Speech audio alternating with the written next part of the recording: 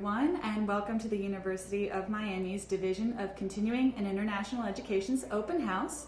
Today's topic is high school programs at the University of Miami for high school students, either looking to get high school credit or college credit.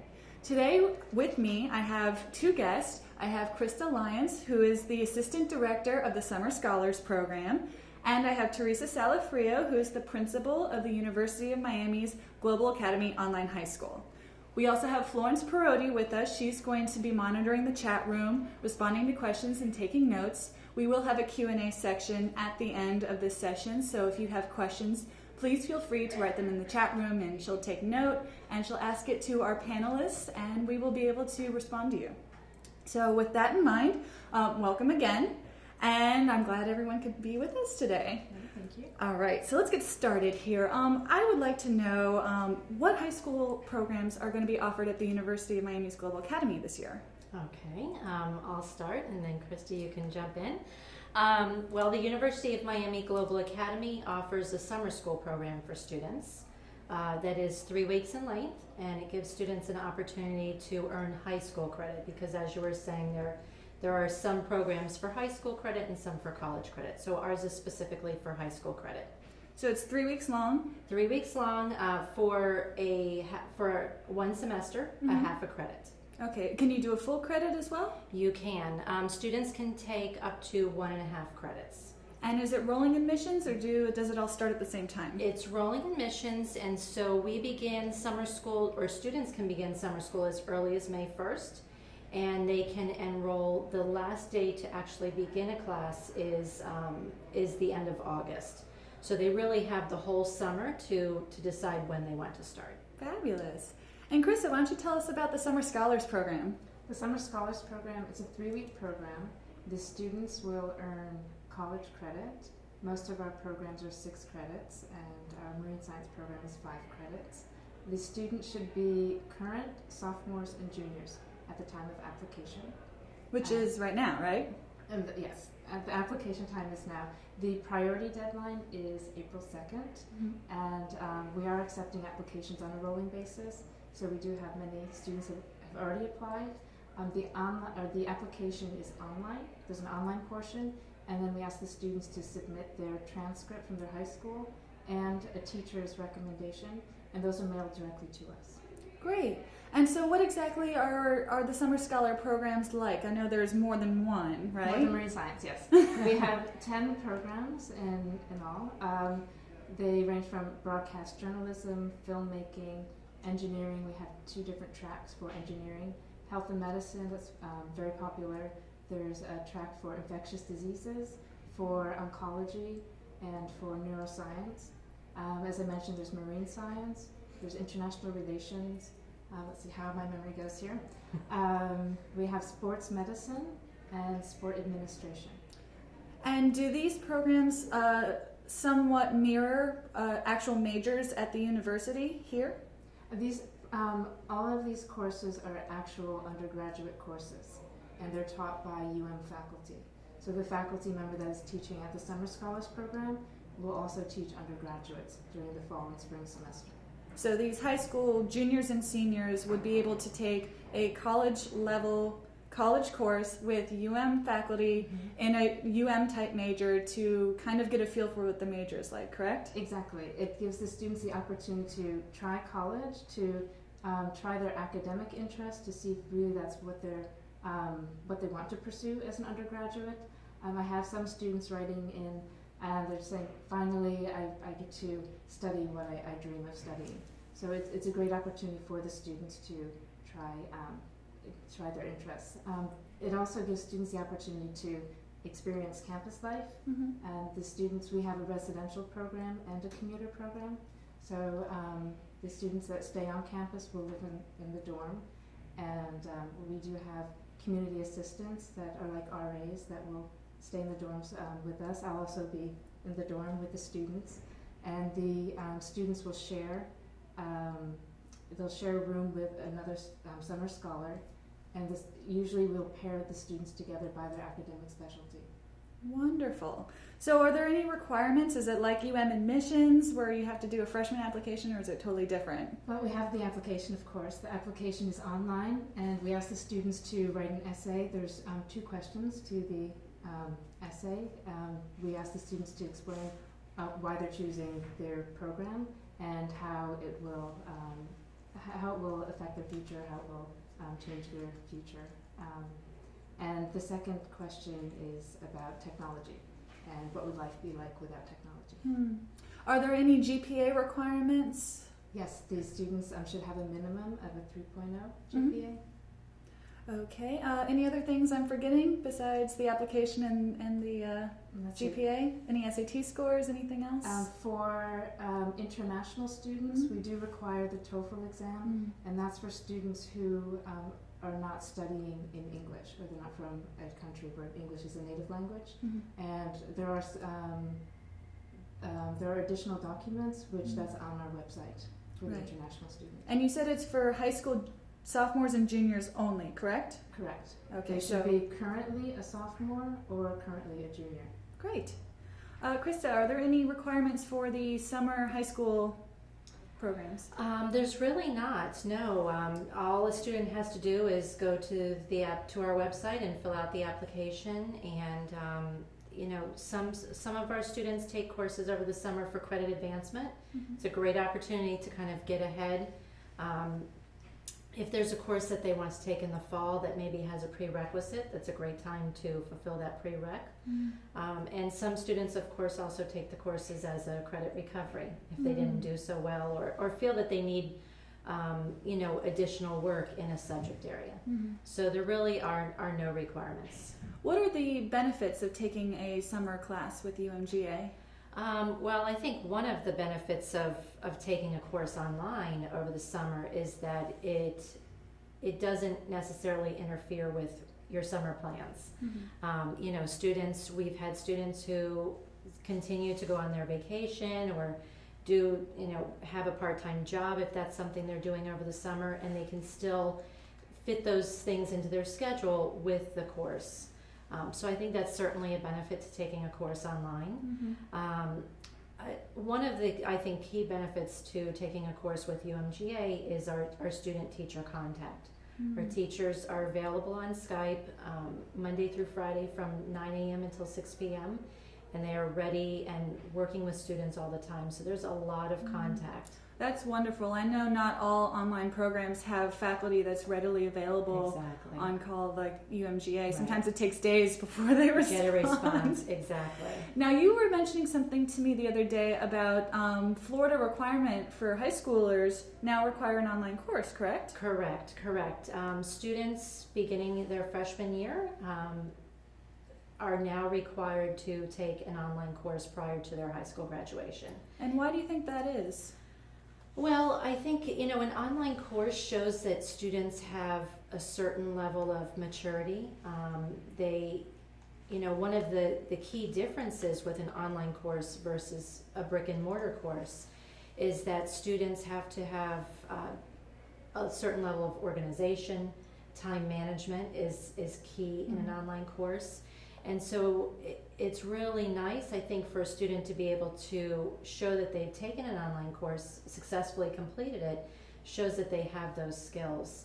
And certainly with the way that, we are moving in the online direction, I'm certain that students will be taking at least one or more than one, or even possibly a degree program at the college level. Of course. Online. Of So course. this is a great opportunity for them to experience that before they get to college. Of course, most colleges do offer online courses at this Right. point, so it makes sense that you would want to teach your child in high school how to manage an online course before they're thrown into it in college. Exactly. Krista, do the courses at Summer Scholar use online media at all for The class? The courses, there are 2 classes that the students will attend during the day. There'll be a morning class from 8:20 until 11:20, and then afternoon from 1 until 4. And the classes are composed of lectures, lab work, also site visits, depending on the content of the course. So they're very interactive, and each one is different based on the specialization. Right.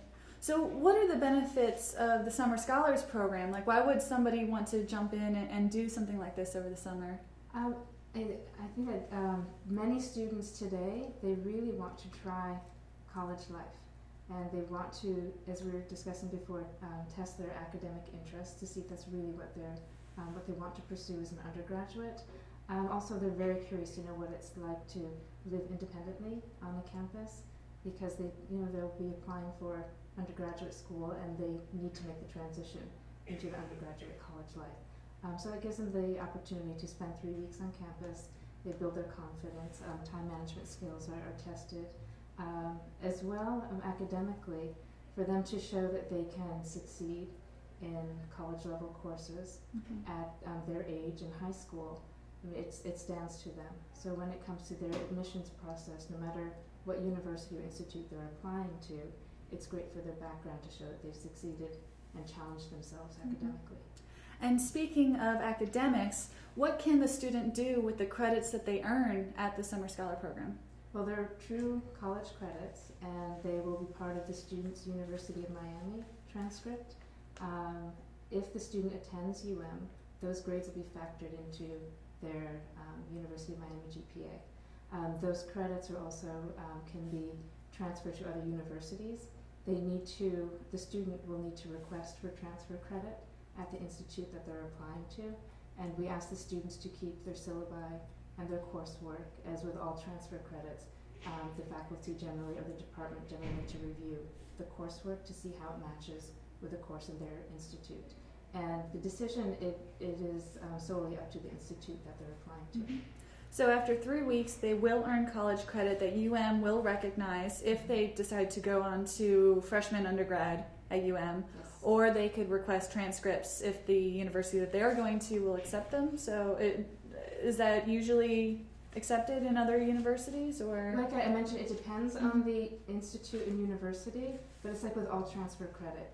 If you're taking a course outside of your institute or university, you would need to request permission to transfer the credits back in. Of course. And so that's up to the institute. Of course. And what can students do with their high school credit from summer classes? Well, it's similar to what Krista said about transferring credit.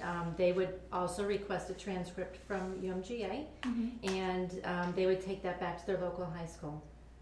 And typically the high school will factor, not necessarily factor the GPA into their high school GPA, but they will give them credit for having completed those classes.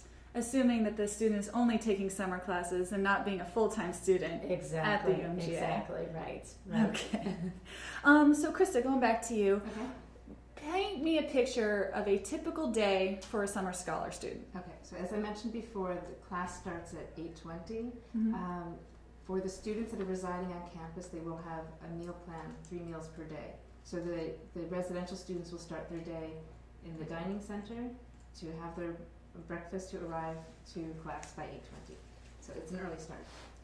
And then their first class is until 11:20, and then the students will break for lunch. They'll go to the dining center. Commuter and residential students will all dine at the dining center for lunch. And in the afternoon, their second course starts at 1 and it concludes at 4. And then after that, then the students basically have free time. But what we're preparing and planning activities for the students in the evenings, and the activities will range from study breaks like ice cream socials, swimming at the campus pool, going to the fitness center, just team sports, tie-dyeing, just a lot of different opportunities for the students to socialize, get to know each other, have some downtime, and have some fun. Now, you mentioned residential and commuter students. Could you define what the difference is between the two? The residential student will live on campus for 3 weeks, and they'll stay at in a UM dorm. And the residential student will have a meal plan. It's 3 meals per day, Monday through Friday, and Saturday and Sunday it's brunch and dinner. And then they have all of the activities in the evenings and on the weekends. The commuter student is included in all of the activities. They will provide their own transportation to and from campus. There is an opportunity to purchase a parking permit on campus for the commuter student. and they will have a meal plan, a lunch meal plan. Mm. So also included in all of the activities, and both commuter and residential students will have a membership to the fitness center for 3 weeks. So the commuter student probably has a family in the area or a place to stay outside of campus, and so they choose to live off campus. Exactly. Got you. Now, can the residential students leave campus? The residential students they basically remain on campus Mhm. with our program. We organize off-campus events and activities. However, those are organized by our staff and chaperoned by our staff. So the students, we don't permit them just to leave campus. And what about the commuter students? Can they participate in the activities that go on outside of regular school? They're included in everything, and we actually encourage the commuter students to stay and participate in the activities in the evenings, to participate in weekend activities. Some of the commuter students have other obligations, either through sports commitments, therefore they choose for the commuter option. So they're not obligated to attend the activities, however, we do encourage it. Now, I know that there's probably a lot of parents out there that are concerned about supervision and curfews and other things like that when it comes to sending their kids off to the University of Miami. They might be coming from anywhere, I guess, in the U.S. or even the world. So can you assuade the parents' worries? Sure. So as I mentioned, all of the activities are planned and chaperoned by our staff, off-campus activities as well. The residential students have a curfew. 11 o'clock, the students must be back in their dorms. And by 7 p.m., we actually ask the students to sign out of the dorm and to go around campus with a buddy on campus. So really, we look after the students and track where they are. Hear that, kids? 11 a.m. or 11 p.m. 11 p.m. 11 p.m. curfew. Maybe midnight on the weekend, Okay. Friday and Saturday. So really, I mean, we care very much about the welfare of the students. I will be living in the dorms as well. The dorms are split by floor, so the boys and girls are separated by floor, and we'll have 20 community assistants that will also live at the dorms with the students. If the students go on a site visit with their class, also supervised. The students do have independence on campus. So when they're here, they can explore the campus, the library, the pool. They can join in on the activities or just explore on their own. Can you give us any sneak peeks onto some of the activities that are planned this year? Okay, for off-campus, we're definitely going snorkeling in the Keys. That'll be fun. And then I'm still determining the other off-campus activities. We'll go off-campus at least once every weekend. In the past, the students have gone to the Everglades, Miami Beach, the Tropical Gardens for an orchid festival. We'll also have a community service opportunity. And in the past, last year, the students cleaned up a local beach, and they've also worked with Habitat for Humanity. And so the students have the opportunity to earn community service hours. That sounds wonderful. I'm really excited to see what the students bring to the Summer Scholars this year. So, Teresa, going back to you, we haven't talked to you in a little bit. What can your students expect from a summer course?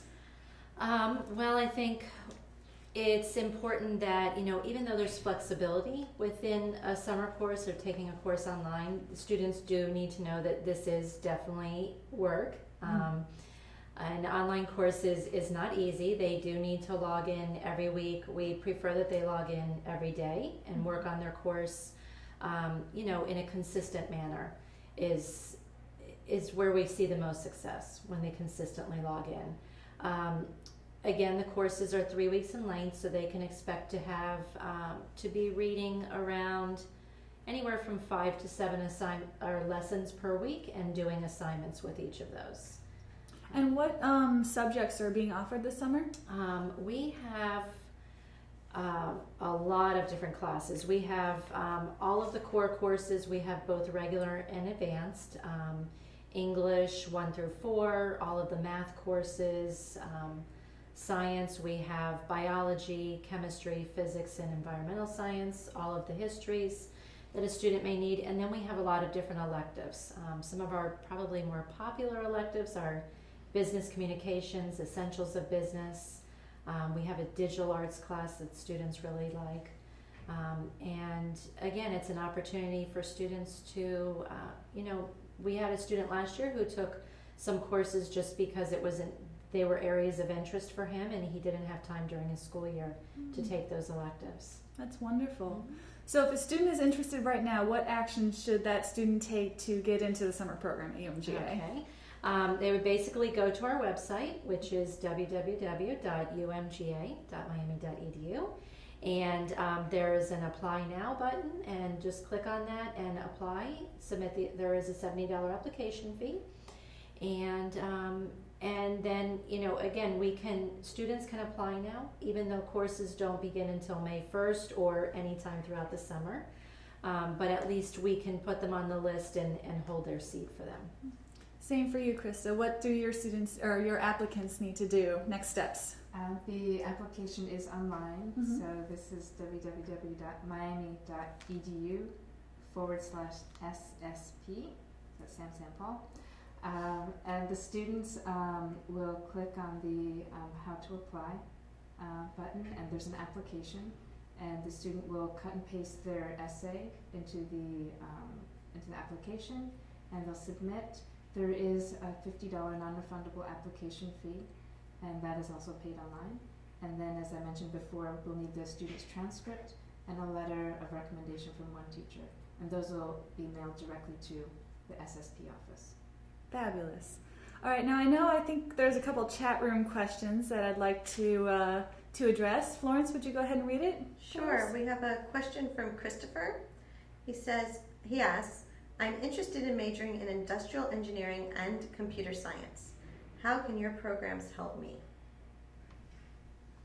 Krista? Okay. Why don't you take that one? Okay, I'm going to look at my list here for engineering to explain we have 2 different tracks for engineering. And in the morning, in track 1, it's aerospace, architectural, civil, environmental, mechanical engineering. So there's a lot combined in one. So the morning course, it's intro to architectural, civil, environmental engineering. And in the afternoon, the students take mechanical engineering and aerospace engineering. And then in track B, there's the option. So those 2 courses have to be taken together. That's track A. Then the track B, we have intro to biomedical engineering in the morning, and then in the afternoon it's intro to computer and electrical engineering. So you have 2 different tracks that a student can take either one and kind of get a feel for an engineering major. Exactly. It gives them good intro. Chris, I hope that answers your question. You can ask more if you have other questions. Krista, did you have any courses related to engineering? Well, not specifically, but I think, for a high school student to be able to, kind of strategically take courses that will help them when they go to college. Certainly advanced placement courses are a tremendous benefit. That might help fit into that area. We offer advanced placement courses. We don't offer them in the 3-week summer term, but we do offer them throughout the entire year, but as 20-week courses. Gotcha. Is physics one of those options? It is. We have an AP physics course. We have a regular and honors that would be offered in the summer, but we also have an AP physics course. Thank you very much. I don't think that we have any more chat room questions, but you're always free to contact us at any point in time. You can give us a call or you can email us with your questions. Krista, would you like to give your contact information? What's the Summer Scholar phone number? It's 305-284-5078. And Teresa, what is the UMGA phone number? UMGA is 305-284-2980. And just for the division as a whole, if you can't remember either one of those, it's 284-4000. And so I want to, again, thank everybody, Krista from the Summer Scholars Program and Teresa from the UMGA Global Academy Online High School. And again, my name is Marie Sarkeesian, and I want to thank you all for tuning in today, and we'll see you next time.